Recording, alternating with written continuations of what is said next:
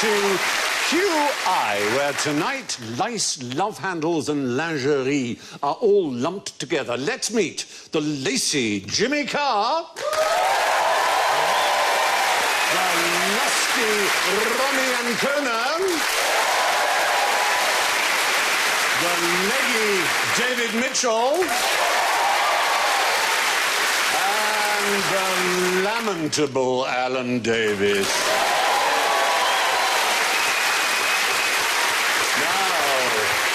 Before we even begin with the first question, one of your buzzers has been investigated by the FBI. Let's listen to all of them and see if you can get some early points by guessing which one. Jimmy goes...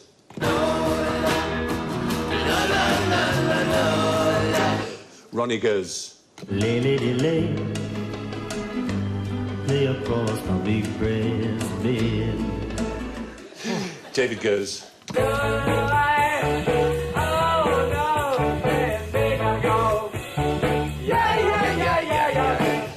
And Alan goes...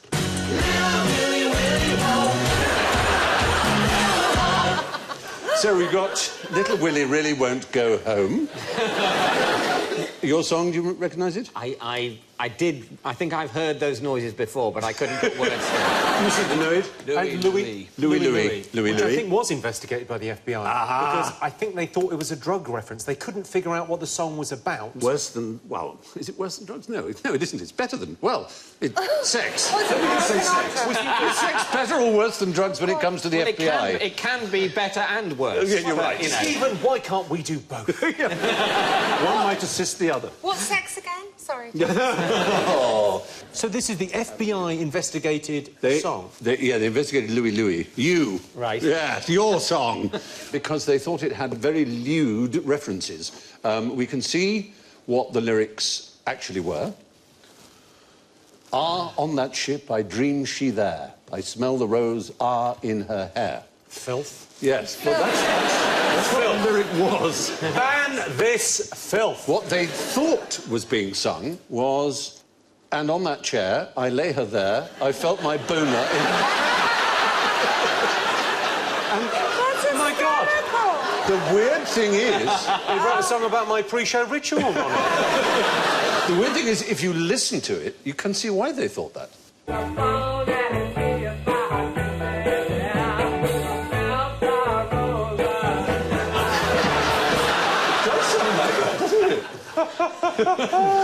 So they investigated it, played it slowly, and they explained exactly what the lyrics were. It's one of those effects where if you actually look at the right lyrics and hear it back again, it does seem... Oh, yes, I see what the words are. It says more about them than it does about the artist. Exactly. You're so right. Well, that's early points, then, for Jimmy Carr, who got that the FBI investigated no lyrics.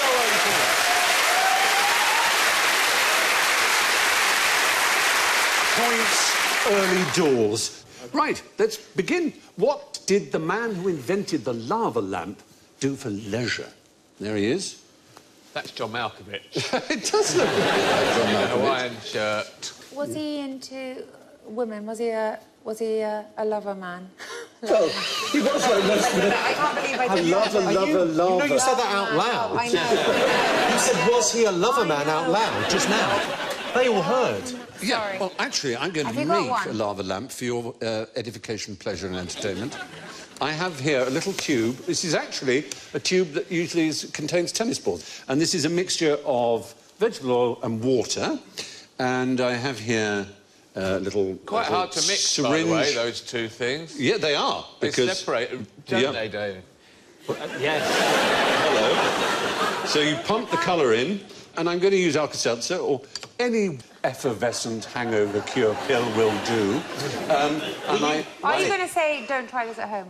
Well, you can, actually. Honestly, it's not like a Mentos. It's not going to explode. And cue light. Way, there we go. Pop it on. And then as the effervescent works, it begins... Yeah, there we are, beginning to get the effect. And there we are, the colour's now beginning to come into it. And you're getting a sort of lava lamp there, obviously. Professionally, they're made more permanent. A lava lamp, ladies and gentlemen.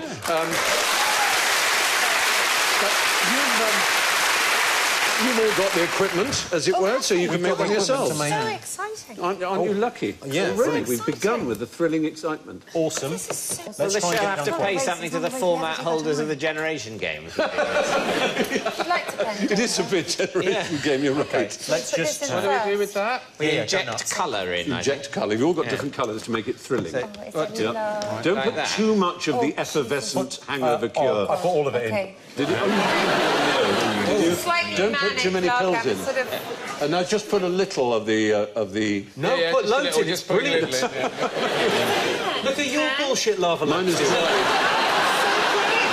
Your lava lamp is... Hey! Well, Steal another one of happening. I It's all can feed happening in it. our corner. You see, when did it explode now? Hopefully.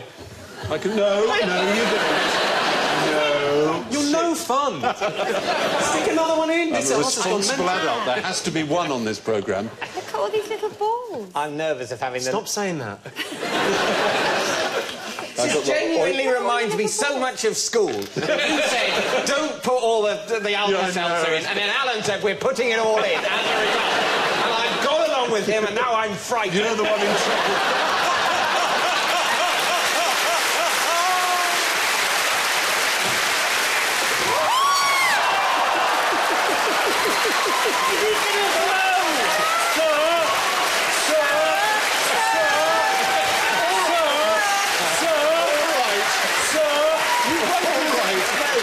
Sir did it. You made me laugh. Laughing at my... You made me laugh, David. He was laughing at my I told you before. You're in trouble. It's not funny. There's nothing funny about making people laugh. Hang on, there may be, but oh dear, Oh, oh it's dear, I've so got oily hands. Mitchell's taken the lid off, sir. Mitchell's taken the lid off. It's not serious. This is most unfortunate. Are you... Why Have haven't you you just- got any little balls in yours? I beg your pardon. This is not how it was supposed to happen at all. I love how broad Stephen's remit is. Industrial.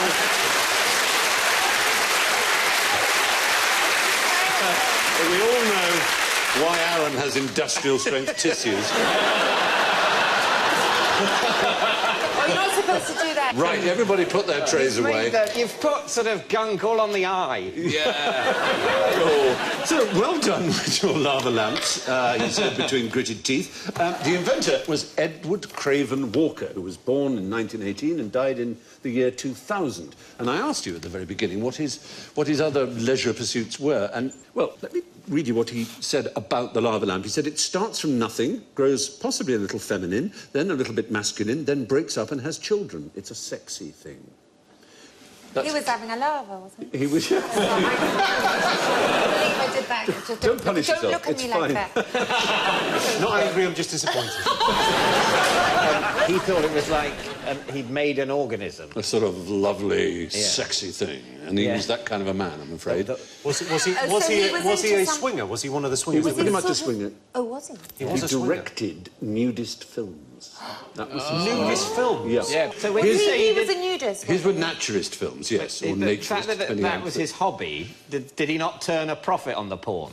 It wasn't He porn had as well. to subsidise his porn-making habit with his lava lamp business. You got the first naturist film that was on public release. That's the That's point. not how you They do don't know how it. to do it. It's not porn. It's about people being naked. And this was a ballet underwater. Vulcans do it like that. Do they? Yes. Do they? Mind Melvin. Is that one of his? Is that a still from one No, of his? actually, we've made that up, apparently. Are those members of the thinking production that it team? was- I don't think they're being paid enough to have to do that. A couple of our elves When you say the relaxing. QI elves, that's not the image that springs into... No. You think of sun-starved, specky creatures who is... I don't want to be All that unkind, but blue yes, I do. Not a male and a female trying to do some sort of Scissor Sisters action.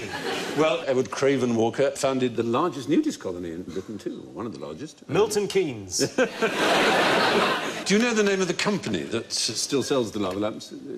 His company? Oh, it begins with an... It's something to do... It's a math... It begins with a... Math... Mathmos. That's They've got a store, haven't they, in Clerkenwell? Share the points between you. Do you know where that name comes from? Mathmos. Yeah. It's a film starring Jane Fonda. Oh. Same. Barbarella? Barbarella. Oh, yes. Barbarella. Yes, it was a seething lake of oily substances. And Duran Duran comes from that movie as well. It does indeed, absolutely. The city of Sogo in Barbarella had this lake of mathmos. And At school, we used to call people who were good at maths... Mathmos. Mathmos. Yeah, that's right. That's still used. Just a different I pronunciation. like the idea at school you look down on anyone. Good at maths. Oh, bloody idiots. No, I deemed it a term of respect. Were they calling you Wear Mathmos? your Mathmo badge with pride. And they did wear badges. Yeah. Did they? You did wear badges. You wore... I collected how many badges. did you? Oh. Yeah, because you go to, like, Warwick Castle and London Zoo, and in order for the Western economy to prosper, small children have to buy pointless objects. Buy all of these places. You could buy a bookmark, you could buy a paperweight... A pencil you could topper. Exactly, or you could buy a badge, and I always bought a badge, and that's how I expressed my personality. I didn't have to think, what shall I buy? Oh, no, I didn't have to think. I always buy a badge. It took him ages to take them all off before we came on here. Well, thank you. Now, how can I make sure that I dream about scantily clad women? Does it work to look at a scantily clad woman just before you go to sleep? You're along the right lines, yes. There was a Frenchman with the marvellous name of Marie-Jean Léon Lecoq, the Marquis d'Hervey... Léon Lecoq. Léon Lecoq. He was the Marquis d'Hervey de Saint-Denis, and he was a beardy old Victorian aristocrat, as you can see from this picture of him. There he is, with his medals. So you're going to say pervert. His technique... Pervert. What are the medals for?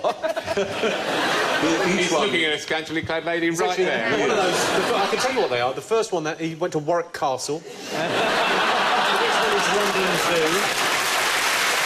That's a pencil topper. Very much the French David Mitchell of his age. So what was his technique for dreaming of scantily clad women? Well, what he would do is he would paint a scantily clad woman all day while chewing an orris root. Orris root is used in potpourris and in perfumes and such things. And then he would go to sleep, and his servant would place, while he was asleep, some orris root in his mouth, very gently. And this would summon up the memory of the scantily clad woman, and he would have what is known technically as a lucid dream, a dream which you're aware of and which you have a kind of control of, a bit like... Presumably it was an improvement for the servant on what he was previously asked to do. Imagine so. But there are ways you can do this for yourself without a servant, according to Richard Wiseman, who's written a new book called Night School. And one of them is you check your watch regularly, as much as you can, being absolutely sure to look at the numbers, the numerals on the watch, throughout the day. Right. And this is likely to cause you to dream of yourself looking at the watch when you're asleep. But you won't be able to see the numbers properly. And this forces you somehow to be aware that you're in a dream. You kind of know that you're looking for the numbers and that they're not there. And that kind of puts you in control in the sort of holodeck of your dream, as it were. I can see a very serious flaw in this man's plan. Yes. What happens if one day, when you're awake, you put on a watch that doesn't have numbers, just has little lines, and you look at it later in the day and you think, oh, brilliant, I'm in a dream. I can do what I like. I'm not really at work. The receptionist from work isn't really here. I can do what I like. It could be like Terry Thomas and call Sir Dennis an old buffoon. Exactly. People will be calling each other old buffoons all the time before you know it. I imagine in that scenario, you woke up in the office, you thought, oh, I'm in a dream. I imagine you would quietly get on with your work. I'm afraid I'm sad to say, but I think that's what would happen. Apparently 50% of us have had a lucid dream in that sense in our lives, and you're more likely to have one if you are a computer gamer as well, which is perhaps not surprising, spending your time in that sort of, you know, grand thefting. Now on to lingerie. Now, whom did your great-great-great-great-grandmother throw her pants at? How many Four greats and a grandmother. Great, That's grandmother. Yeah. So Victorian. If that's Scouse, though, that could be the 70s.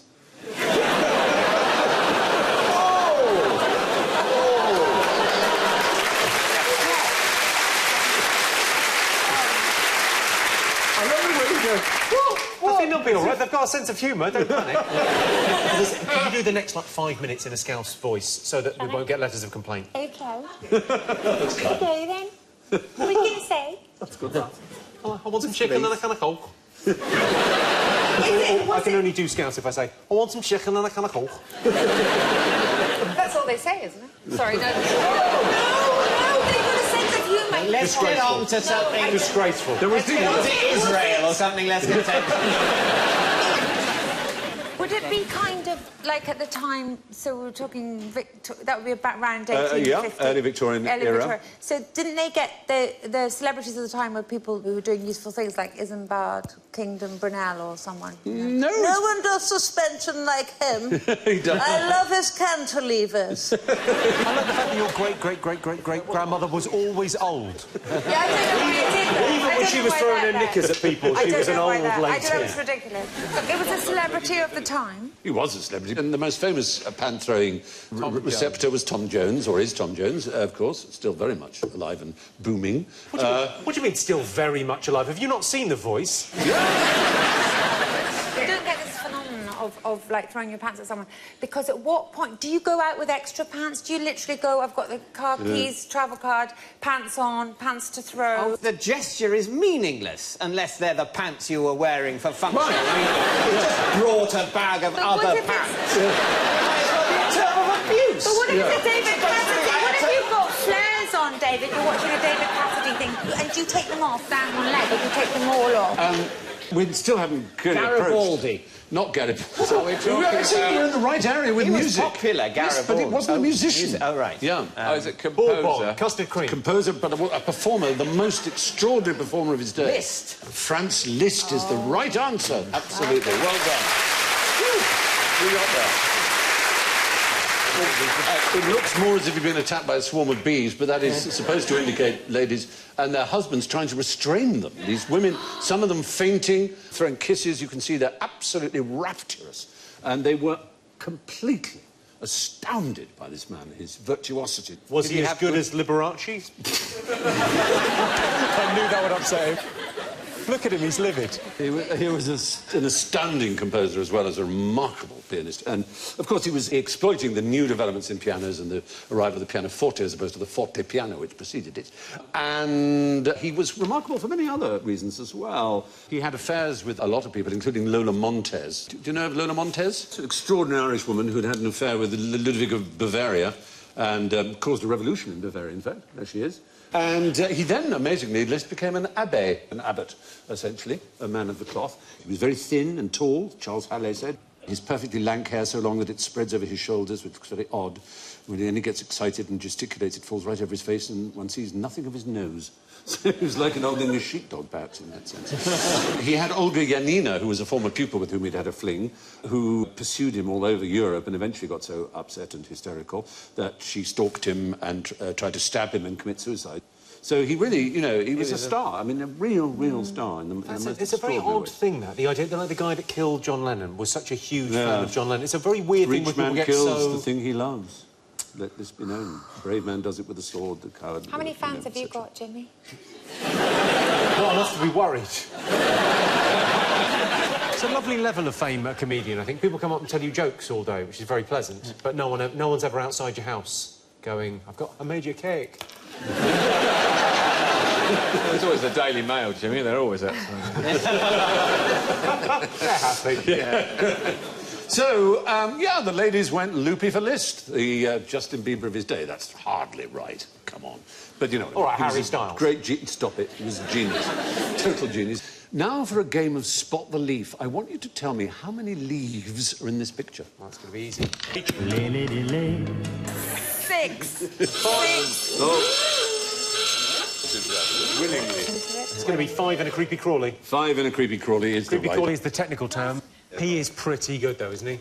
He is. He's very impressive. I mean, even the little sort of disease marks, and you'll see we have actually film of him. He kind of waves in the wind like a leaf. Insects, of course, get eaten whole by birds, and so his strategy is to look like that. But the problem is he occasionally gets bits of himself nibbled by caterpillars. So it's kind of, you've got to be a bit careful with your looking like a leaf. Imagine the caterpillars live at his walking. I'm a vegetarian. Yeah. Well, that's it, exactly. So they take one bite and go, ew, that's not what I wanted at all. What does he eat? Good point. I think he eats leaves. So he looks like his own lunch. Yes. would disturb me if I... Hoisted by your own petard. Somewhat, If I definitely. looked at myself in the mirror and I looked like some delicious mashed potato, you know, in a way I do.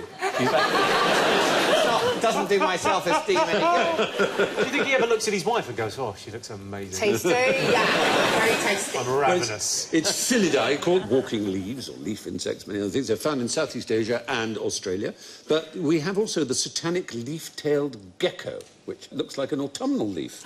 That is Isn't that good? extraordinary. Because it's in the dry, deciduous forests of Madagascar. And there it can he curls only up like a curled-up That's leaf. amazing. That's amazing. But can he only come out in autumn? Well, it's an interesting point. I've been to the deciduous forests of Madagascar, and it was in the summer, and there was so much dead litter on the ground. It's dry. They are dry forests. Yeah. So I think he's probably, all year round, it's kind of OK to be on this kind of, stuff on... There he is. Amazing, really. Either that or living in the 70s, he'd be fine, wouldn't he? Yeah. Or they don't exist and someone's drawn eyes on a leaf. It's worth considering that. Now, there's rather astonishing. There's a plant that's a master of disguise. See if you can spot which plant. Looks like a badger. I mean, I would say if it's trying to not look like a plant, it's failed. Does it look like another plant? Is that what it's doing? Well, that's it. One of those leaves is actually a totally different species, and it's made itself look like that species. There it is, the arrow's pointing at it. It's only recently been discovered that that's a totally different species. I think the point is, it tries to look like a leaf that isn't very digestible or pleasant, because it itself is. And so it has learnt how to look like something that is not tasty. Why didn't it learn not to be tasty? Well, the deliciousness is a given. Evolution.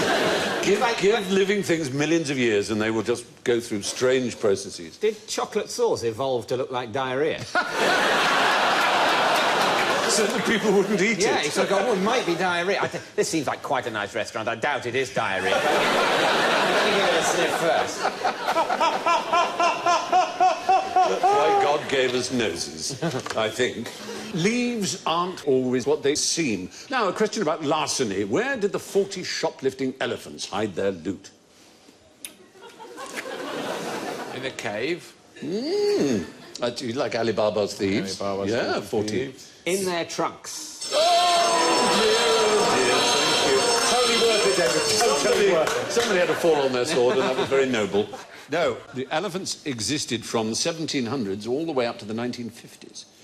They took their name from an area of London that has the word elephant in it, which would be... Elephant and Castle. Elephant and Castle, that's right. Is this the pickpocket gang? Not pickpocket. They were a gang of shoplifters, and they had special clothing made, and special muffs and special false hands and all kinds of things. And they would sometimes attack all kinds of shops at the same time, and then have huge, lavish parties to celebrate. Tin foil in your coats. Any number of clever little Means techniques. it does, when you go out, it doesn't go bleep, bleep. Yeah, that's... Don't tell the ladies. I haven't told them how they get caught. A friend of mine wrote an article about a current group of really serious shoplifters called the Oysters. And they called them up and said, why are you called the Oysters? Is it something to do with, because you kind of clam things shut over you? So, no, because we oyster stuff, isn't it?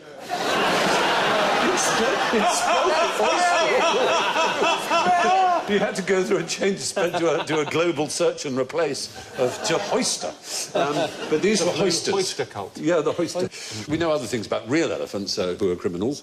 In 2013, not that long ago, the second tallest elephant in India was arrested for murder. It's rather unfair. Did it run amok? Because that's what they do, isn't it? They always run amok. That's the phrase. Yeah. There was an elephant that was hung. Is that the one you're talking about? The elephant that was hung? I think they're all pretty well hung. There was one that was hanged. You're absolutely right. We've covered this. I heard about some criminals. It was a smuggler. Do you know this story? It's a famous story. Like from Pakistan to Afghanistan, there was a famous smuggler who was used to smuggle things across the border. Right. And he was known as a brilliant smuggler, and they used to stop him at border control, and they would check his elephants and do what have you got here? Go through all the bags, and they could never find the contraband. And eventually he was retiring. They said, look, you've got to tell us. One of the guys bumps into him. What were you smuggling all those years? He went, elephants. There's something about that that's entirely beautiful. So the 40 elephants were lady shoplifters with lots of loot in their muffs. Who has the world's largest love handles and what do they use them for? Eric Pickles. Oh, dear!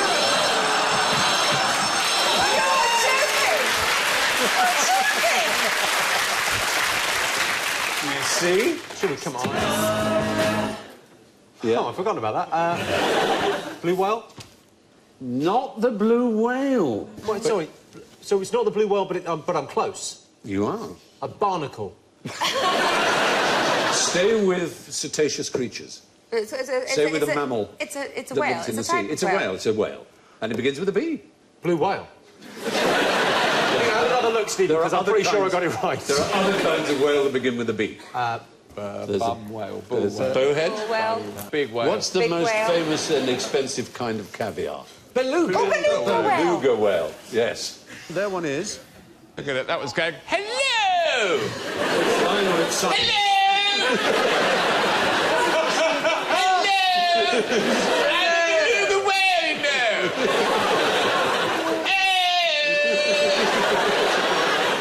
It is all I can do! He's very chirpy. They have no dorsal fin, and amazing. I haven't got a dorsal fin!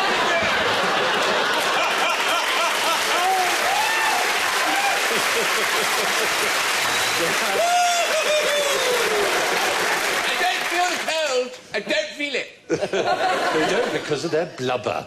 It's all the blubber. And they have midriff blubber, which they can Feel my control. left handles, baby. They control their love handles with special muscles, so that's how they move around, and that's how they, you know. That's how I roll. That's how they roll. Exactly right.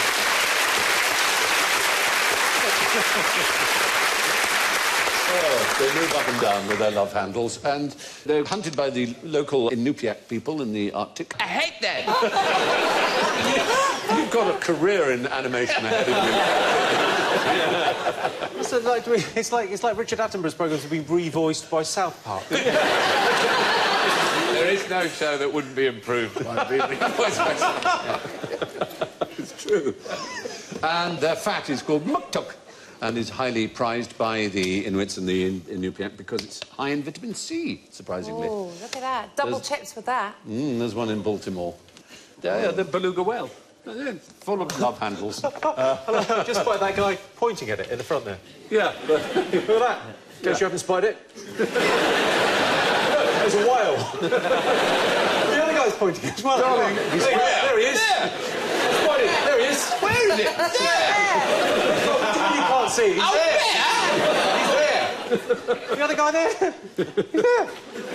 Sorry, I don't recognise anything who's not wearing a hat. Anyway, the beluga whales steady themselves with the world's largest love handles. All that we caught, we left behind, and carry away all that we did not catch. What am I talking about? Venereal disease.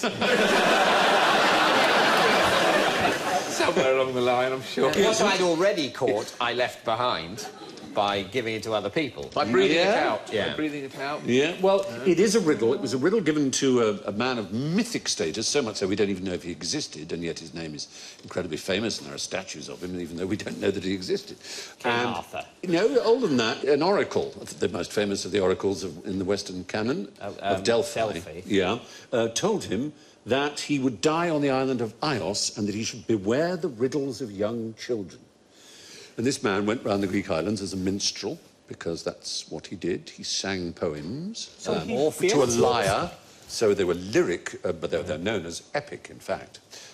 The great epic poems of Greek civilization, the two are Homer. And it's Homer we're thinking of. And Homer supposedly, in this story, went to Ios where he encountered a group of fisher boys. He went to Ios, but the guy just said don't go. I know, but this just always died, happens in Greek myth when to do with the Delphi. I mean, think of Oedipus. Don't listen. Well, I know. sometimes the oracle is sort of quite enigmatic very, and difficult. yes. But if he said, don't go to Ios... That's really and he goes, you know... Anyway, Homer went to Ios and he encountered a group of fisher boys. He asked them what they'd caught and they gave him this riddle. And I'll repeat it again. All that we caught, we left behind, and carry away all that we did not catch. And he suddenly remembered Homer. Oh, my God, I shouldn't have asked riddles, and I'm on Ios. And maybe that's the thing about being cursed or having a prophecy, is that you stop concentrating. He slipped, cracked his head, died. Oh. Should have gone to Argos. They should have gone to Argos. You get everything there.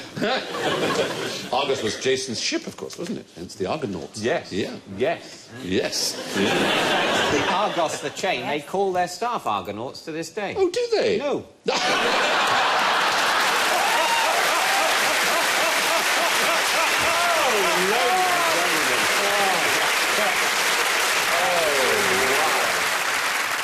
So I'm going to give you the, 2 riddles from the Essex book. Oh, by the way, what's the solution? I haven't given you the solution Yeah. I'm thinking of. The solution is lice. Lice, you see. You catch the lice in your hair, you leave them behind. Yes. And you carry away those you don't catch because they're stuck in your hair. The nits. Yeah, the nits, exactly. Those are The the nits worst yourself. fishermen ever. The nits. I know.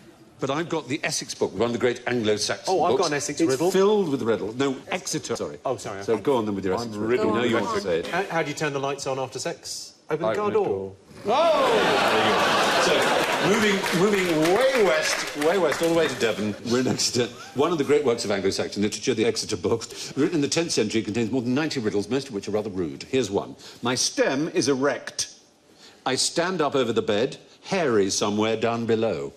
A peasant's daughter lays her hand on me, seizes me, red, plunders my head, confines me in a stronghold. Wet be that eye. What is being referred to? Shagging. My junk. Surely it's shagging. That's the point, it's a riddle. So there is Makes you think there that is it's full of double entendre. So Right, it obviously so- is made to sound like a penis. Is it a plant or something? It is a plant, but wet be that eye. What plant wets your eye? And it's hairy down below when you pull it out of the ground. Like a novelty flower squeezing. Audience? You must feel ashamed of yourself. Another one. A curiosity hangs by the thigh of a man under its master's cloak. It is pierced through in the front. It is stiff and hard, and when the man pulls up his own robe above his knee, he means to poke with the head of his hanging thing, that familiar hole of matching length, which he has often filled before. Just kiss me, Steve. all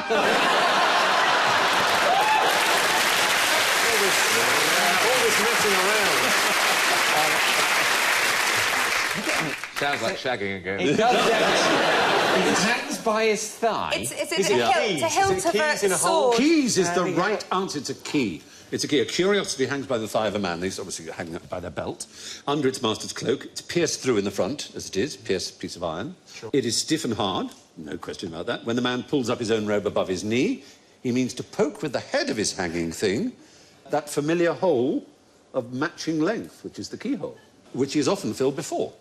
Because he's unlocked the door before. And it's a key. So much more Quite time on clever. their hands, didn't they? They did have time on their hands. That's absolutely That's right. the job for today. Let's find an incredibly rude way of referring to a key. And they were presumably religious figures because they were reading and writing in the 10th century. You know. So there you are. Now for the riddle of the sphincter that we call general ignorance. Fingers on mushroomoids, please. How many Spartans died at the Battle of Thermopylae? Oh. This can be 300. Well, I saw a documentary about this, Yeah. and I'm pretty sure it's definitely 300. The film is called 300. Is there not a thing that one... Because there weren't just Spartans there. Sparta! There were... That is how it's pronounced. There weren't just Spartans there. There were other... But I think one of the Spartans... The Spartans sound There was a nasty. narrow coastal pass that was defended just by Spartans, 300 of them, plus their king, played by Gerard Butler, who was Spartan, called... The 301st? His name was... He was the 301st. Leonidas, if you prefer. Leonidas. He's now got a chain of chocolate shops. I was brought up to call him Leonidas, but Leonidas seems to be the way now. I don't know. Who knows? But Leonidas or Leonidas, thank you. He defended a narrow coastal pass, and so they're 301. Only 299 Spartans died, though, so it leaves 2 who didn't. Leonidas did. 2 survived because they never took part. Mike and Bernie Winters. A lot of nudity going on, which was a very Spartan thing. Yeah. Oh, he's got his sword. The couple by the tree seemed very fond of each other, once grasping the nipple of the other. Oh, yeah. So swords casually laid against so them. much effort and not put your pants on. It's Something about one of the ones that they were ashamed. They were desperately ashamed. One called, rather wonderfully, Pan-Titties. It's a bit like... Do you mean pantitis? there was an MP who was introduced to Churchill, whose name was Bossum, and Churchill said neither one thing nor the other. But anyway, Pan-Titties, or Pant-Titties, or whatever he was, Pantites, went off to deliver a diplomatic message, apparently, an embassy, and he hanged himself from shame when he got back and saw that he was the only survivor. In fact, he wasn't the only survivor, because Eurytus couldn't fight because of an eye infection. The Spartans have taken all the credit for the winning of the Battle of Thermopylae, but it was very much a combined effort with the Athenians, who were their allies at the time. Herodotus, known as the father of history, who was born 4 years after the battle, is the closest contemporary source, and he estimated the Greeks numbered about 5,000. He was born 4 years after it happened. Yeah, but he's the closest best we can do. Yeah, well, that's all right, then. No one else wrote... That's better than a lot of ancient history. The father of history, what's he called? Herodotus. Herodotus. Because it must have been a lot easier when he was around. I'm not having a go at him. No, it's a fair But less point. things had happened back then. Fewer things. Yes. I think... Common usage. Common usage. It's so like being back at school. It's unbelievable. Apparently you can say less or if you want to now. Apparently you can just say what you like these days. Apparently that's You can literally say less if you want to. Apparently you're not allowed to scream idiot at people. What was the point in getting an education at all? I know how to use the apostrophe. Apparently now it doesn't matter.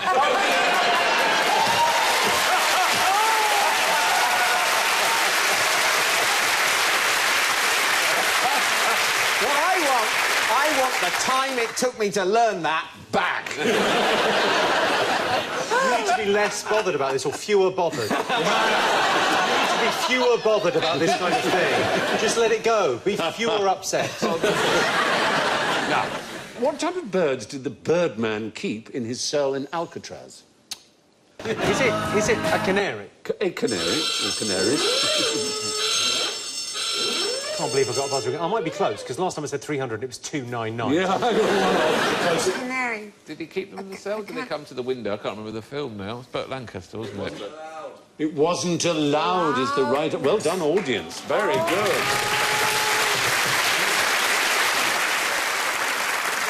You weren't allowed birds in the cell, were you? No. But he was in his previous prison, which is why he was called the Birdman. And he ended up in Alcatraz, which is why I suppose he was called the Birdman of Alcatraz. But he was an amazing expert on canaries, so that was his bird of choice. And sparrows. I know, but he didn't keep them in 299, I was Alcatraz. one away. Canaries, I said canaries. And his name... What do you want from me? Do you know his name? Robert Franklin Stroud. And he was moved to the Great Rock, as they call it, from which no one escapes. According to Patrick McGowan. To the Rock. Yes. I think Sean Connery got out, yeah. Patrick To the McGowan. Rock. Yes. Welcome to the Rock. One more time, we'll go again. Welcome to the Rock. So kind. And we can have a look at Alcatraz. That's the inside. You can do a tour of it. I've done a tour of it. Have you? It's great. I liked it a lot, but they used to put people in the cells. All the cell doors, they can open them from one end or they slide, because they don't have doors that open. Yes, that's right. They just put prisoners in them, tourists, I mean, in them, and then one day they couldn't get them out. So they had some tourists in there for 10 hours, and lots of other tourists coming past.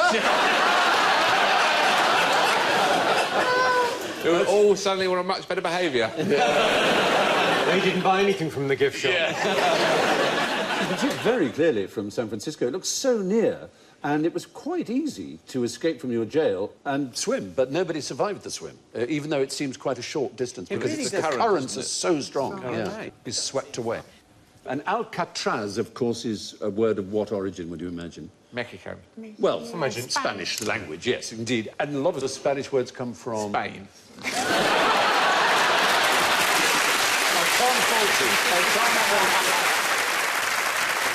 Owl. It begins with owl, so like Alhambra and... the Moors. The Moors. It's an Arabic word, from Arabic. And oddly enough, in Spanish, Alcatraz means gannets, seabirds, but it used to mean pelicans. So when they've called the rock Alcatraz, they were calling it after the pelicans.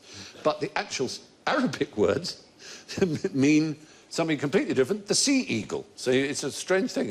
Alcatraz was the sea eagle, then it was used to mean the pelican by the Spanish, and then they changed it to mean the gannet. So, confusing, but that was how it changed its meaning. You were allowed hot showers in Alcatraz, but not cold ones. Why would that be? Hot showers, but not cold ones. No, because I don't know. It's so that you wouldn't be acclimatised to the cold water. Cold water. Yes.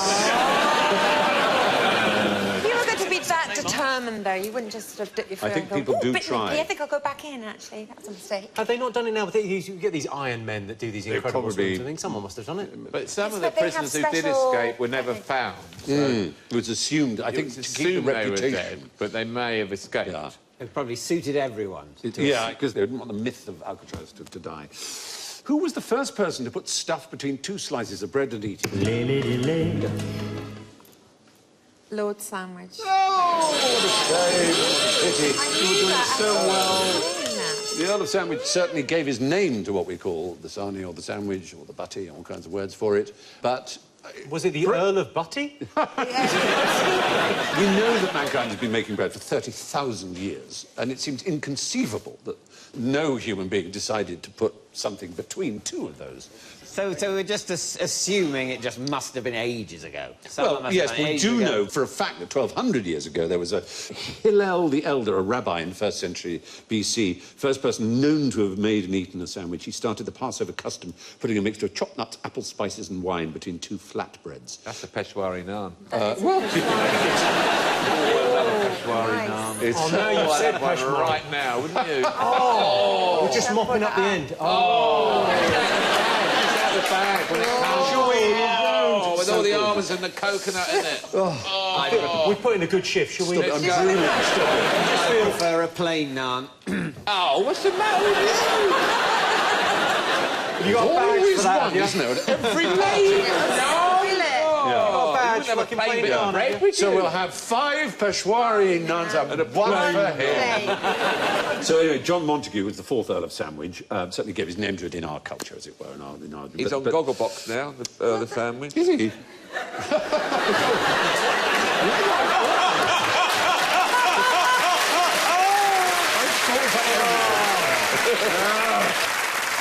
The idea was that he just called for it because he was very busy. Most people think gambling, because he was an inveterate gambler, though his biographer says actually he was very busy with his ministerial work. He was Postmaster General, he was First Lord of the Admiralty. Never mind all that. When he got together with Mr. Branston... When they got together, it was moida. So, anyway, that's the last of the questions. Let's see who's Victor Ludorum. Oh, my actual God. I'm sorry to say, in last place with -29 is the girl of many faces and voices, Ronni Ancona.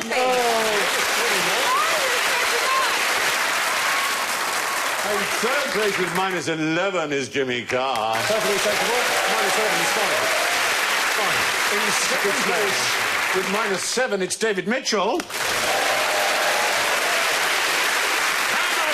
Uttering these words with a plus score. 3 points, Alan Davis!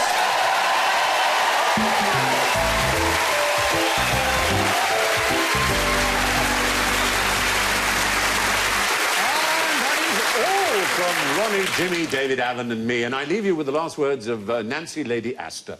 Waking up to find her bed surrounded by her entire family as she was dying, she said, "Am I dying? Or is it my birthday? Good night."